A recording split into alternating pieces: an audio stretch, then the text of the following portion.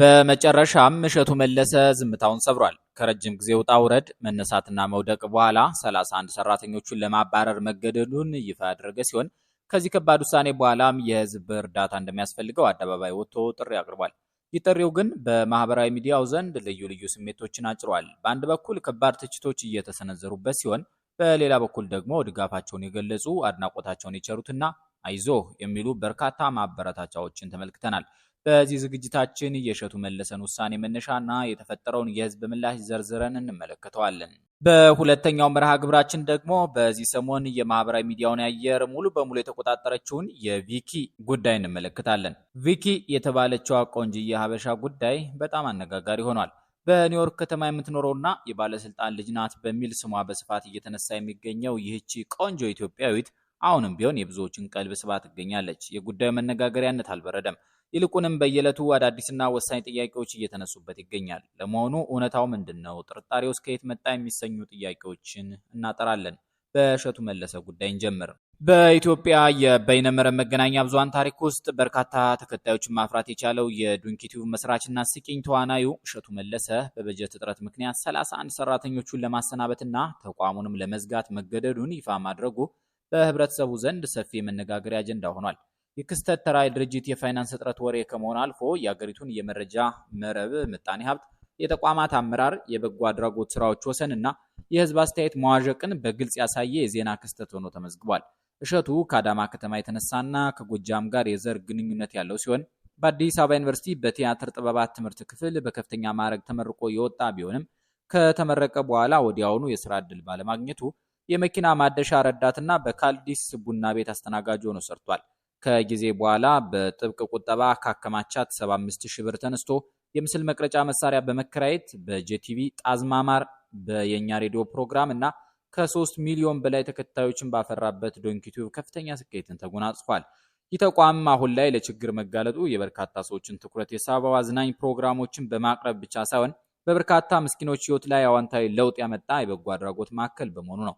ደራሲና አዘጋጅ ቴዎድሮስ ተክለአረጋይ እንደገለጸው እሸቱ በመተንፈሻ አካል ወረርሽኝ ህይወቱ ያለፈውን የደራሲ መስፍን ጌታቸውን እናት ወይዘሮ ሎሚናት ወልደ መስቀልን በሰራው ዶክመንተሪ አማካኝነት ከ400,000 ብር በላይ በማሰባሰብና የከተማ አስተዳደሩ መኖሪያ ቤት እንዲሰጣቸው በማድረግ ትልቅ ውለታ ውሏል። በተጨማሪም ለአሜሪካው ገዳም 6.1 ሚሊዮን ዶላር ወይም ከ950 ሚሊዮን የኢትዮጵያ ብር በላይ፣ ለሰቆጣ 10 ሚሊዮን ብርና ቁሳቁሶችን እንዲሁም ለቦረና 8 ሚሊዮን የኢትዮጵያ ብር የሚያወጣ እህል ያበረከተው አንድም ሳንቲም የደላላ ክፍያ ሳይቀበል በመሆኑ የእሸቱ ውድቀት ለሰው ልጅ ደስታ ሊሆን እንደማይገባ ገልጿል።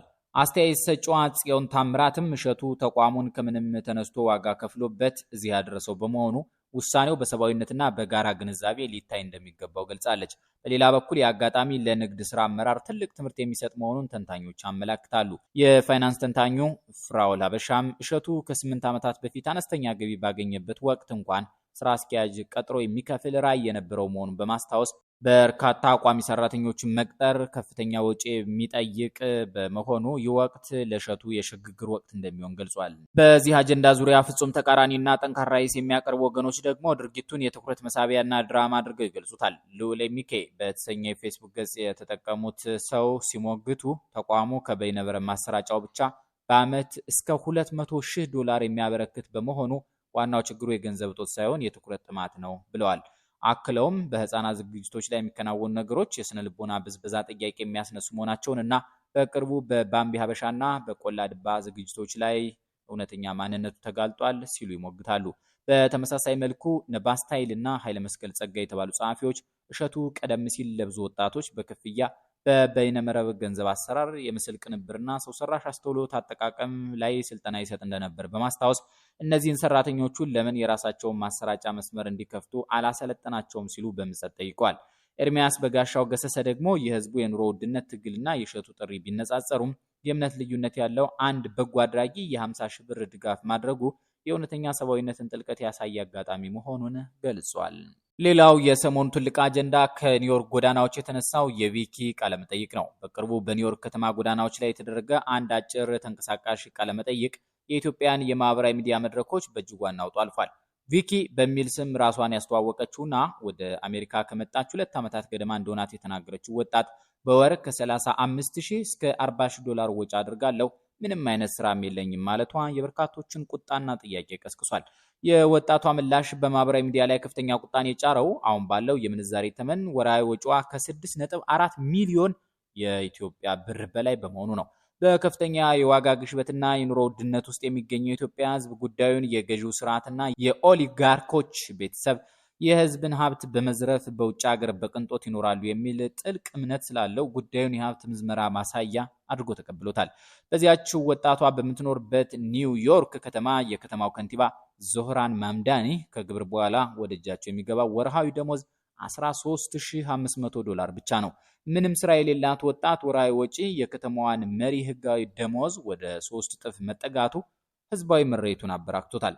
የቀድሞ የህወሓት ከፍተኛ አመራርና አሁን የጠቅላይ ሚኒስትር አብይ አህመድ አማካሪ ሆኑት ጌታቸው ረዳ ካህሳይ እንደገለጹት የፖለቲካ ልሂቃን ለስልጣን ሲሉ የደሃ ልጆችን ለጦርነት ሲገፉ የራሳቸውን ልጆች ግን ከችግር ጠብቀው በቅንጦት እንዲኖሩ ያደርጋሉ የሚለው ትችት ከዚሁ ክስተት ጋር ተያይዞ በፊተኛው መስመር ተንጸባርቋል። በሌላ በኩል ደግሞ የማህበራዊ ሚዲያ አቀባበል አጠቃላይ አውዱን ካለማወቅና መረጃን ካለማጣራት የመነጨ ስህተት እንደነበረበት ይገለጻል። ወጣቷ በቃለ መጠይቁ ላይ ገለጸችው በውን ያንን ያህል ገንዘብ እያወጣች እንደሆነ ሳይሆን ለማውጣት የምትመኘውንና ወደፊት የምትፈልገውን የህይወት ደረጃ እንደሆነ ተብራርቶ ተጽፎ አግኝተናል። በተጨማሪም በኒውዮርክ ከተማ በመካከለኛ የኑሮ ደረጃ ለአንድ ሰው በወር የሚያስፈልገው በአማካይ ከ3,500 እስከ 5,000 ዶላር ነው። ለምሳሌ ያህል ለአንድ ሰው የሚሆን አፓርታማ የቤት ኪራይ ከ2,000 እስከ 3,000 ዶላር፣ ለምግብና ሸቀጣሸቀጥ ከ500 እስከ 700 ዶላር፣ ለትራንስፖርት ከ130 እስከ 200 ዶላር፣ ለቤት መገልገያዎች ከ200 እስከ 300 ዶላር እንዲሁም ለመዝናኛና የግል ወጪዎች ከ300 እስከ 500 ዶላር የሚወጣ ሲሆን በአጠቃላይ በአመት ከ65,000 እስከ 85,000 ዶላር ማግኘት በኒውዮርክ ለመኖር በቂ ነው።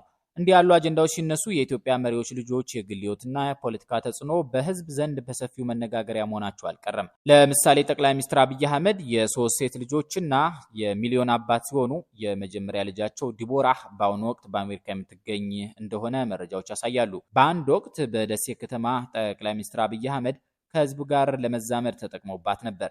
የቀድሞው ጠቅላይ ሚኒስትር መለስ ዜናዊ የበኩር ልጅ ሰምሃል መለስ በአባቷ ዘመን ጥልቅ የኢንቴሌክት ብቃት እንዳላት ይነገርላት እንደነበርና በ2012 ዓ.ም መቀሌ በነበረችበት ጊዜ ለ36 ሰዓታት በፌዴራል አካላት ለእስር ተዳርጋ እንደነበር ይታወሳል። የሌፍትናንት ኮሎኔል መንግስቱ ኃይለማርያም ልጅ ዶክተር ትዕግስት መንግስቱ በበኩሏ በይፋዊ ገጿ ለፋኖ ያላትን ድጋፍ በመግለጿ ትልቅ መነጋገሪያ የሆነች ሴት ናት። በተጨማሪም የኤርትራው ፕሬዝዳንት ኢሳያስ አፈወርቂ ልጅ ኤልሳ ኢሳያስ ስሟ ከቀጠናው ምስጢራዊ ፖለቲካ ጋር ተያይዞ የሚነሳ ሲሆን የቀዳማዊ ኃይለ ሥላሴ በኩር ልጅ ልዕልት ተናኘ ወርቅ ኃይለ ሥላሴ ደግሞ በአባቷ አስተዳደር ውስጥ ከፍተኛ ውሳኔ ሰጭና ተጽዕኖ ፈጣሪ የነበረች ጠንካራ ስብዕና ነበረች።